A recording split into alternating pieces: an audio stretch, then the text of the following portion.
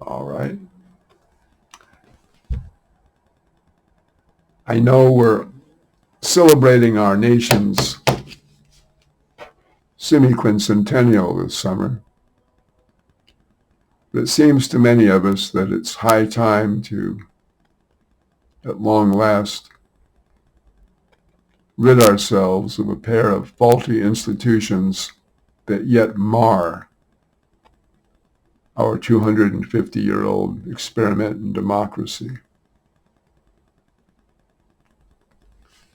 And forgive me for reading these notes, but I haven't a teleprompter. First up, the Electoral College was a 1787 sop to slave owners, bolstering Southern state population because the majority of their inhabitants only counted as 3/5 of a man. Talk about shooting yourself in the foot. Consider that for 32 of our Constitution's first 36 years, a slave-owning Virginian was our president. 5 U.S. presidents lost the popular vote, but wound up in the Oval Office solely because of the Electoral College. 2 in recent history. George Bush Jr. in 2000, despite Al Gore winning by 500,000 votes, and Donald Trump in 2016, despite Hillary Clinton receiving nearly 2.9 million more votes. Well into a new century and millennium as we prepare to celebrate our 250th, and I hope to see you at our 500th. Time to rid ourselves of the last vestige of slavery. Meanwhile, we share the death penalty with no other modern industrial democracy on earth. While 23 states and the District of Columbia have abolished this barbaric, unjust institution, 27 states, the federal government, 3 prisoners, and U.S. military, 10 prisoners, last execution 1961, yet retain it. Of the 2,100 men and women on our nation's death rows, about 100 have proven innocent at any given time. Since 1973, there have been 202 exonerations, typically because of flawed evidence, biased or recanted testimony, or institutional pressure to close a case. In other words, justice be damned, there are careers at stake. For every 8 people on death row, 1 has been found innocent and exonerated. Those found innocent spending an average of 38 years confined until set free. Hundreds of others at any given time are over-sentenced, underscoring that at this very late date, there is no such thing as equal justice under the law. No millionaire accused of murder has ever been executed, which tells you all about our alleged equitability. Money alone buys justice in the United States, the best counsel. Given 4.1% of those on death row traditionally innocent, hundreds among the not guilty have been executed in the U.S. over the past 2 centuries. If our nation executes a single innocent person, we've failed. We're a sham. We are all of us murderers.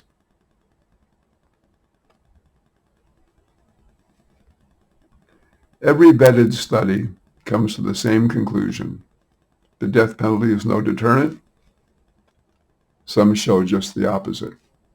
If the state calmly and coldly commits premeditated murder, does this not send a message of validation as strong as any violent video game? Compare, for example, Norway's rate of recidivism against ours. The United States has the highest rate of recidivism on earth, and that includes third world countries. We have the highest rate of repeat offenders on earth.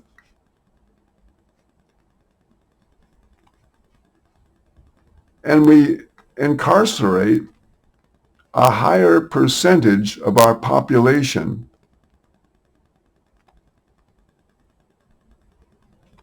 than any country on the planet. And that includes nations approaching or exceeding our crime rate. The U.S. has the highest murder rate of any industrialized nation, the highest homicide rate of any G7 member, and aside from Mexico,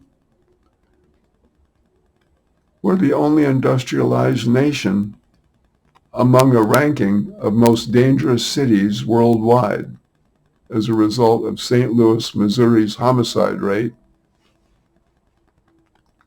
Not that there aren't several other American cities right behind. You might ask yourself, what has the death penalty done for us? Do you feel safer walking the streets of London, Madrid, Lisbon, Rome, Copenhagen, Berlin, Stockholm, Paris, or Miami, Memphis, Baltimore, St. Louis, Washington, Richmond, Milwaukee, Minneapolis?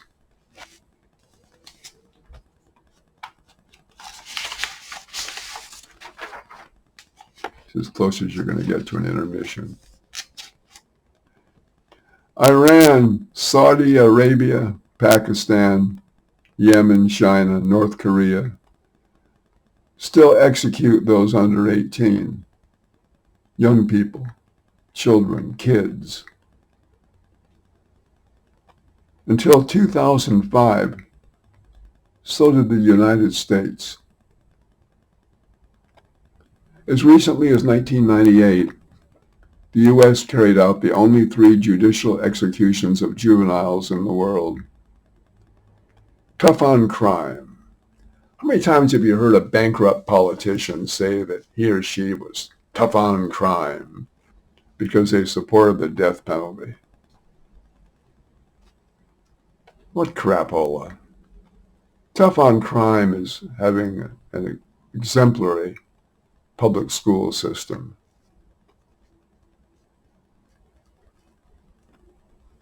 Simple as that. It's not easy, but simple. In general, we pay our teachers less than entry-level junior executives at R.J. Reynolds and Philip Morris.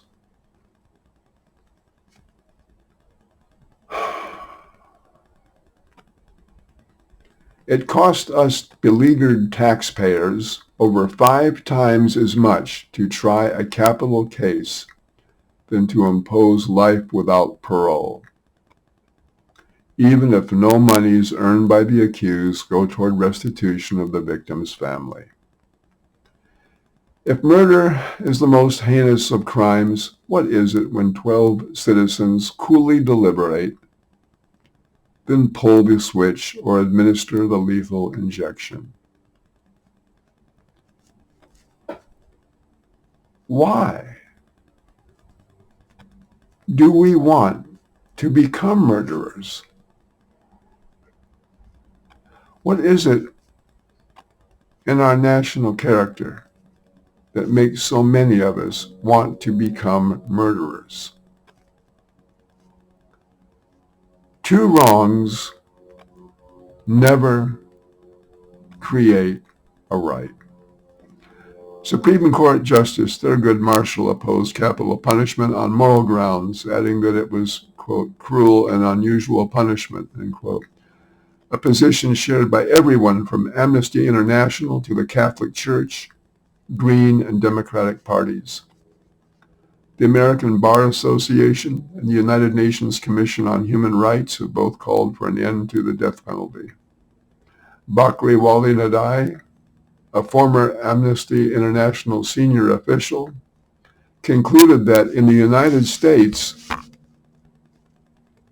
quote, death sentences continue to be marked by arbitrariness. Race, ethnic origin, and economic status appear to be key determinants of who will and who will not receive a sentence of death, end quote. You may recall the especially grisly 1992 murder trial.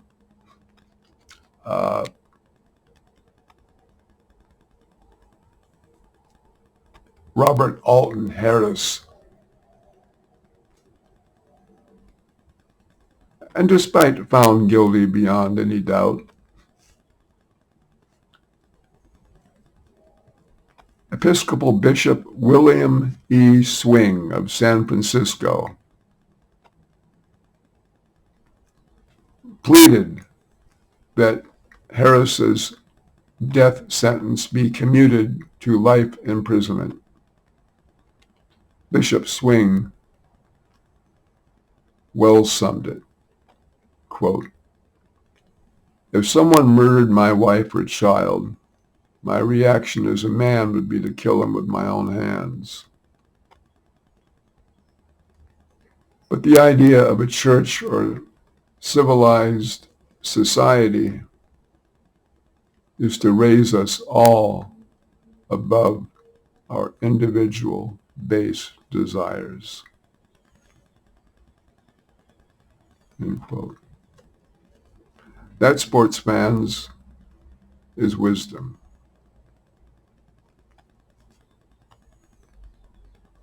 The United States ranks 12th in adult literacy among developed nations. In fact, the New Yorker recently reported U.S. literacy peaked back in 2012. We have the highest rate of infant mortality and the lowest life expectancy of any developed country in the world. Our K through 12 trails at least 16 other modern industrial democracies. We seem to have overlooked that an ounce of prevention is cheaper and more effective than a ton of non-cure, lest we want ever more blood on our hands. Against the death penalty, Voltaire, Victor Hugo, the Shelleys, Robert Louis Stevenson, Mark Twain, George Bernard Shaw, Albert Camus, Christian Latham, Scholz, inventor of the QWERTY keyboard we all use and co-inventor of the typewriter. Mark Twain was an early funder of the first typewriter and nearly lost his shirt on that venture. Bless him. Clarence Darrow, John L. Stevens, founder of the Republican Party in Maine, Ramsey Clark Chekhov, Robert Heinlein, Eli Wiesel, Nat Hentoff, Supreme Court justices including Stevens, Powell, Blackmun, Breyer, Ginsburg, Kennedy, O'Connor, Scalia. Physicists and humanitarians, Albert Einstein, Carl Sagan, Stephen Hawking, Neil deGrasse Tyson.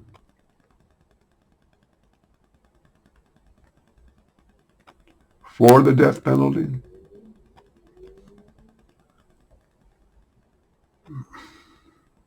Donald Trump, J.D. Vance, Sarah Palin, the late bottom feeder Rush Limbaugh.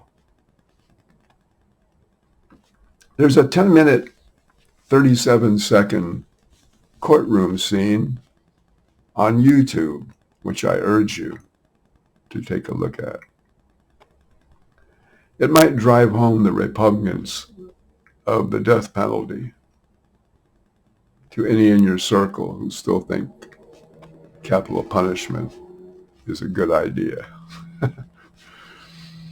Orson Welles portrays Clarence Darrow in Compulsion, a 1959 movie based on a true story. And so, long overdue to jettison the Electoral College and the death penalty and embrace a fair and just future. Now, I can leave you with this. When our nation was young, very young,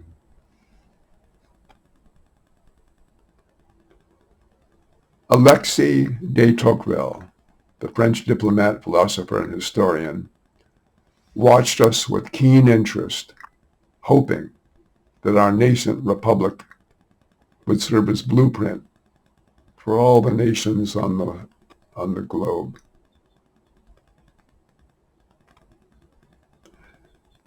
At the same time, Alexander Fraser Tyler, Lord Woodhousley, a Scottish judge, lawyer, writer, historian, a professor of universal history and Greek and Roman antiquities at the University of Edinburgh,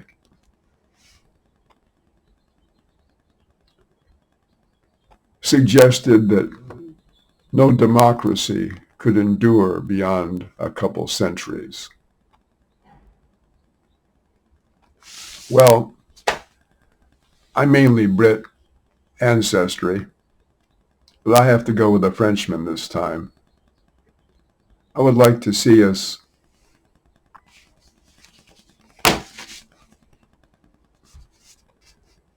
at long last make Alexis de Tocqueville's wishes and hopes for our republic to finally come true. The Congressional Switchboard is open 24/7. You can leave a voicemail, at the very least, for any member of the House or Senate. Be cordial, brief, succinct. They've heard it all. Don't curse them. Be nice. 202-224-3121. 202-224-3121. Operators are standing by. And let's make this happen. Again, share this with your friends, relatives, country people, Romans, neighbors, co-workers, everyone who believes in democracy and wants to see ours endure. And again, please, that ever popular like and click on subscribe so we can get this ball rolling. Okay, have a peachy keen summer, and again, hope to see you at the quincentennial.